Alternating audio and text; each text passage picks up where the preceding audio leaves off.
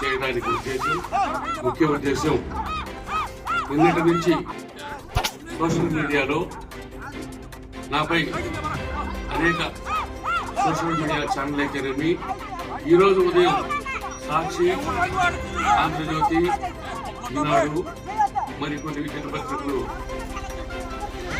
నా మీద దళిత ద్రోహిగా మరియు భూ కబ్జాదారుడిగా చిత్రీకరించడం జరిగింది. దాన్ని తెలిసి నేను కలత చెంది మరి ఈ సమావేశాన్ని ఏర్పాటు చేయడం జరిగింది. ముఖ్యంగా నా అందరికీ నా గురించి చెప్పాలంటే 2 నిమిషాలు. నేనేంటో తెలుసు. 42 సంవత్సరాలుగా నీతి నిజాయితీగా తెలుగుదేశం పార్టీలో పట్టిన జెండా వదలకుండా ఎన్టీ రామారావు దగ్గర నుంచి చంద్రబాబు నాయుడు దగ్గర నుంచి ఇప్పటి వరకు కూడా పార్టీలో ఎలాంటి అవినీతి ఆరోపణలకు గురి కాకుండా పార్టీ క్రమశిక్షణ చర్యలు తీసుకునే స్థాయికి కూడా నేను వెళ్లకుండా రాజకీయాలు కొనసాగిస్తూ అనేక పదవుల్లో కొనసాగుతూ కనీసం ఈరోజు వెంకటగిరిలో నివాసం ఉండేదానికి కూడా ఇల్లు లేని పరిస్థితిలో ఉన్న సీనియర్ రాజకీయ నాయకుడు నేను. మరి నేను భూ ఆక్రమణదారుడిని లేకపోతే కబ్జాదారుడిని అయితే అందరి మాదిరిగా నాకు వెంకటగిరిలో ప్లాట్ ఉండేది, సొంత ఇల్లు ఉండేది. ఈ జగమెరిగిన సత్యం మీకు కూడా తెలుసు, మీరైనా ఎంక్వైరీ చేసుకోవచ్చు. అదే పక్కన పెడితే మరి నాకు నిన్న పత్రికలో వచ్చిందైతేనేమి సోషల్ మీడియాలో వచ్చిందంటే ఎంగమాపురం గ్రామ పంచాయతీలోని అక్క సముద్రం సర్వే నంబర్ 1లో సిసి నాయుడు 100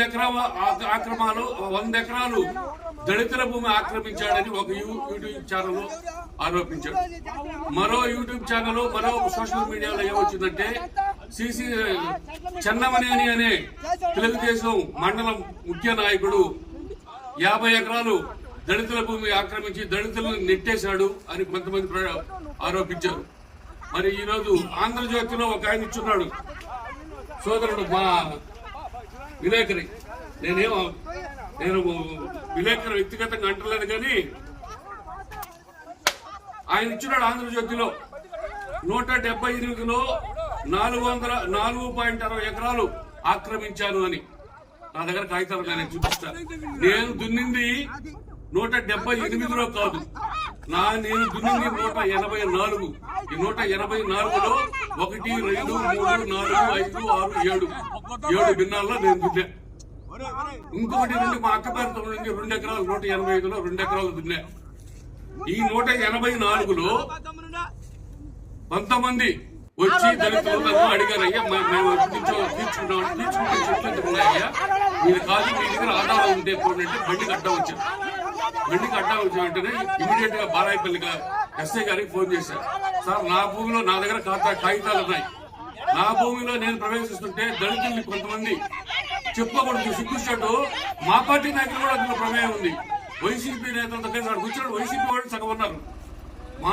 మా పార్టీ నాయకుల సమాచారం ఇస్తే వాళ్ళ ప్రోత్సాహంతో వచ్చి నా మీదకి దాడి చేయకపోతే నేను నెట్టా. నా జేసీబీలకి అడ్డా వస్తే నేను ఆపేదానికి ప్రయత్నం నెట్టానే కానీ అప్పుడు ఎస్ఐ గారు ఏఎస్ఐని కానిస్టేబుల్ వాళ్ళ సమస్యలో నా మీద దాడి జరగకపోతే నేను అడ్డుకున్నాను.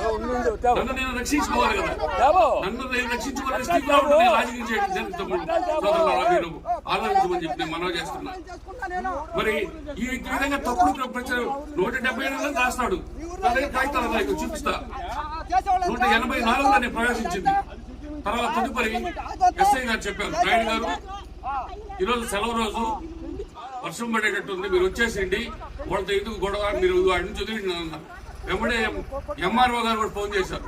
ఇది మాకు ఫోన్ల మీద ఫోన్లు వస్తున్నాయండి, మీ నాయకులు కూడా ఫోన్లు చేస్తున్నారని ఎంఆర్ఓ గారు చెప్పింది.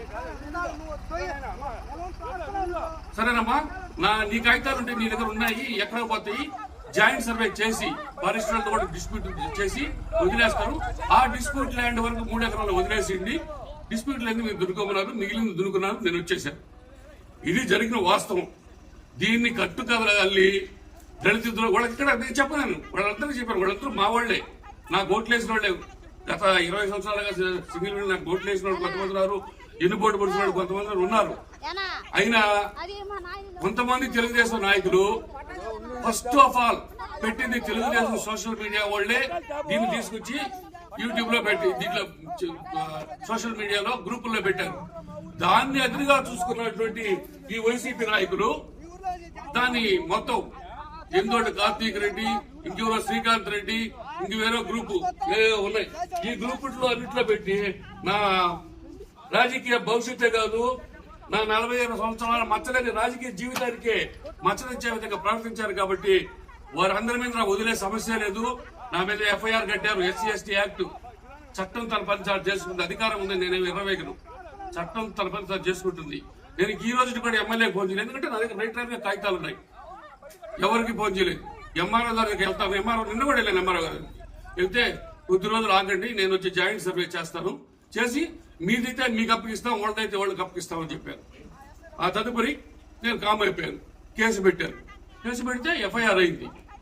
చట్టం వస్తే డిఎస్పీ గారు విచారిస్తారు, అరెస్ట్ అయితే జైలుకే పోతా. ఏమన్నా సంతోషంగా పోతాం. జైలు కొత్తగా నాకు ఆ వైసీపీ గవర్నమెంట్ లోనే 60 రోజులు 307 లో బయట ఉన్నా. అంతకుముందు 1992లో అదే జనార్దన్ రెడ్డి గారు దొంగ కేసు పెట్టిస్తే జైల్లో 12 రోజులు జైలు నుండి ఇచ్చినా. కాబట్టి కేసులకు భయపడను, నా ఆస్తి వదులుకోను.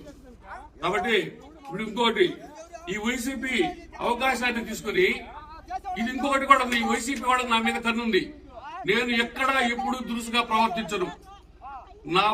నా కుటుంబం కంటే కూడా నా మనుషులకు ముందు నా పార్టీని చూస్తాను. నేను నా పార్టీ పట్ల ఎవరైనా దురుసుగా ప్రవర్తించినా, చెడ్డగా మాట్లాడినా ముందుండే వ్యక్తుల్లో నేను మొదటి వాడిని. అదే క్రమంలో ఈ గవర్నమెంట్ లో కరెంటు ఛార్జీలు పెంచారని ధర్నా చేస్తూ పర్మిషన్ లేకుండా ధర్నా చేస్తున్నటువంటి రామ్ కుమార్ రెడ్డి ర్యాలీని 500 మంది రామ్ కుమార్ రెడ్డి ర్యాలీని అడ్డుకుంటే నా మీద దౌర్జన్యం చేస్తే నేను కేసు పెట్టాను రామ్ కుమార్ రెడ్డి మీద మరియు 12 మంది మీద. పెట్టుకున్న తదుపరి ఆయన కాస్ట్ చేయమని అడిగాడు. హైకోర్టులో నడుస్తూ ఉంది కేసు. ఇది అవకాశం కాదు. ఈ విధంగా ఎర్రబీగాడు కాబట్టి ఇతన్ని భ్రష్టు పట్టించాలని చెప్పి వీళ్ళు ఉప్పందించిన, తెలుగుదేశం నాయకులు ఉప్పందించిన ఈ విషయాన్ని వాళ్ళు ప్రాపగండ చేసి నన్ను నానా రకాలుగా అవమానకరంగా, మానసికంగా, ఆందోళన, ఆర్థికంగా ఇబ్బంది పెట్టడం కోసం ఈ విధంగా చేయటం ఎంతవరకు సబ్బు అని చెప్పి అధికారులు కూడా ఆలోచించాలి, మీరు కూడా ఆలోచించాలి. ముఖ్యంగా నా కుటుంబ సభ్యులతో సమానమైన తెలుగుదేశం పార్టీ మొత్తం ఈ 3 మండలాల్లో సిసి నాయుడు తెలిసిన మొత్తం కుటుంబ సభ్యులు కూడా ఈ విష ప్రచారాన్ని ఆలోచించి నన్ను అనిత భావించవద్దు అని చెప్పి అర్థం చేసుకోమని చెప్పి దయచేసి మీ ద్వారా వాళ్ళందరికీ కూడా మనవి చేస్తున్నాను. నాకున్న పట్టా కాగితాలు నేను చూపిస్తున్నాను. చూడండి, బాగా జూమ్ చేసి చూపించండి. చూడండి, చెన్నమనేని చంద్రశేఖర్ నాయుడు చూసుకోండి, 1998. చూడండి, 1998 ఆయన జ్యోతి పేపర్ ఆయన రాశాడు. 176 ఏదో రాశాడు ఆయన. 184లో 1, 2, 3, 4, 5 ఇచ్చినారు. మరి ఇలాంటి తప్పుడు ప్రచారాలు రాత్రులు రాసే మీడియా మిత్రులు ఏమనాలో మీరే చెప్పండి. తప్పుడు ప్రచారాలు చేసే ఈ సోషల్ మీడియా వాళ్ళు ఏమనాలో మీరే చెప్పండి. అది ఇంకొకటి, మా తల్లి గారు చనిపోయారు. చెన్నమనేని పార్వతమ్మ 184లో 2 ఎకరాలు ఇచ్చినారు. చూడండి, అది కాకుండా మా సోదరి సాధనాల సౌభాగ్యమ్మ 185లో 1, 2 ఎకరాలు ఇచ్చినారు. చూడండి, ఈ పక్క కూడా ఎంఆర్ఓ సంతకం కూడా ఉంది. ఆ రోజుట్లో ఎంఆర్ఓ సంతకం. ఇది ఒరిజినల్. నేను పత్రికల ద్వారా ప్రజలందరికీ తెలియజేయాలని చెప్పి నేను ఒరిజినల్ తీసుకొచ్చాను. ఎంఆర్ఓ గారు కూడా ఇవే డూప్లికేట్ ఇచ్చారు, కానీ నిజాలు తెలియాలని చెప్పి మీకు ఇవి చూపించడం జరుగుతుంది. ఇది వాస్తవం. ఇంక మీరేమైనా అడగాల్సి ఉంటే అడగండి. 1998లో నాకు ఇచ్చినప్పుడు మా తండ్రి గారు నాకు పట్టాలు ఇచ్చిస్తే నన్ను ఇంప్లిమెంట్ చేసుకునే దానికి అటవీ వాళ్ళు అబ్జెక్షన్ పెడితే వదిలేశారు. జాయింట్ సర్వే చేశారు. చేసిన తర్వాత గవర్నమెంట్ పడిపోయిన తర్వాత మనకెందుకు సరే దానివల్ల మనం ఉండేదే గౌరవిస్తున్నాం, మనకెందుకు అని చెప్పి మనం దాని అమ్మడికి పోలేదు. ఇప్పుడేదో అందరూ చుట్టుపక్కల నాడుకున్న తీర్చుకుంటారని చెప్పి కాగితాలు ఉన్నాయి కాబట్టి వెళ్ళాను. ఆ 3 ఎకరాలు ఆపేమన్నారు కాబట్టి వాళ్ళకి ఏదైతే డిస్ప్యూట్ ఇచ్చింటారు ఆపేసి వచ్చేసారు. అది రెవెన్యూ వాళ్ళు రికార్డు పరంగా ఏ విధంగా చేస్తారో చూసి అందులో ప్రవేశిస్తారు. ఎమ్మెల్యే గారు లేరు. ఎమ్మెల్యే గారు వచ్చిన తర్వాతే మండల పార్టీ అధ్యక్షుడు ఫిర్యాదు చేశారు. తర్వాత ఎమ్మెల్యే గారికి చెప్తాను. ఇంకొకటి, సోషల్ మీడియాలో ఒకే పార్టీ వ్యక్తి మీద, అందులో సీనియర్ తెలుగుదేశం నాయకుడి మీద తెలుగుదేశం సోషల్ మీడియాలో వచ్చింది అంటే అది పార్టీ నియమావళికి కూడా విరుద్ధము. దాని మీద కూడా వదలను వాళ్ళు. నేను దాని వెనకాల ఎవరినైనా కూడా వదలను. ఎమ్మెల్యే గారికి చెప్పి ఆయన దగ్గర పర్మిషన్ తీసుకొని తద్వారా జిల్లా పార్టీ అధ్యక్షుడు కానీ అవసరం రాష్ట్ర పార్టీ అధ్యక్షుడు వెళ్ళి వాళ్ళందరూ చేయకపోతే పార్టీకి ఇలాంటి ఇష్యూలు చాలా వస్తే పార్టీ డ్యామేజ్ అయ్యే అవకాశం ఉంది. కాబట్టి నాకు ఆ బాధ్యత ఉంది. కాబట్టి నేను నాతోనే మొదలు పెడతాను. ఎమ్మెల్యే గారు పత్రికలో చూసి ఫోన్ చేశాడు, విషయం చెప్పాను. యూట్యూబ్ ఛానల్లో చూసి ఫోన్ చేశాడు. నాకున్న ఆయన ఆధారాలు అంటే అప్పటిదాకా వెళ్ళొద్దులే, ఎంఆర్ఓ గారు చెప్పారంటే ఎలా ఉన్నా అని చెప్పాను అంతే. ఆ సర్వీస్ ఉంది.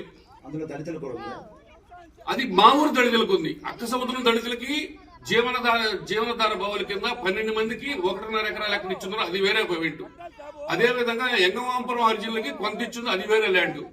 నీకు ఇంకొక పాయింట్ ఏంటంటే, ఇప్పుడున్న మీకు అందరికి తెలియదు ఏం కాదు, ఒక పంచాయతీలో ఏ పంచాయతీలో card holder ration card holder అయి ఉంటాడో అక్కడే ఆ రేషన్ కార్డు ఉంటేనే అక్కడ పట్టా ఇస్తారు.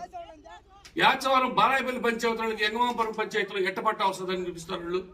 పట్టా అయితే తెమ్మన్నా నేను. పోలీసులు అడిగారు, మా దగ్గర లేవు, కాలిపోయాయి అంటారు. కాలిపోతే రెవెన్యూ రికార్డులు ఉన్నాయి కదా. ఇప్పుడు చెప్పండి, ఇప్పుడు వాళ్ళు చెట్టు కొట్టారు ఒక 10 సంవత్సరాల ముందు. చెట్టు కొట్టినప్పుడు రాలేదు, ఇప్పుడు వచ్చారు. ఇప్పుడు వచ్చారంటే నేను చెప్తాను కదా, మా పార్టీ నాయకుల హస్తం 100% ఉంది.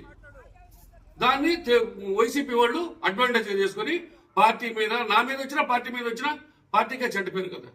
ఇవన్నీ ఇంకా ఎవరు ఏంది ఎటువంటి చర్యలు తీసుకోవాలని ఎమ్మెల్యే పర్మిషన్ తీసుకుని తదుపరి చర్యలు నేను పార్టీ పరంగా ఎవరి మీద తీసుకోవాలి, లీగల్ పరంగా ఎవరి మీద తీసుకోవాలి, అయిన తర్వాత నేను నాకున్న పరిజ్ఞానంతో నేను చేస్తాను.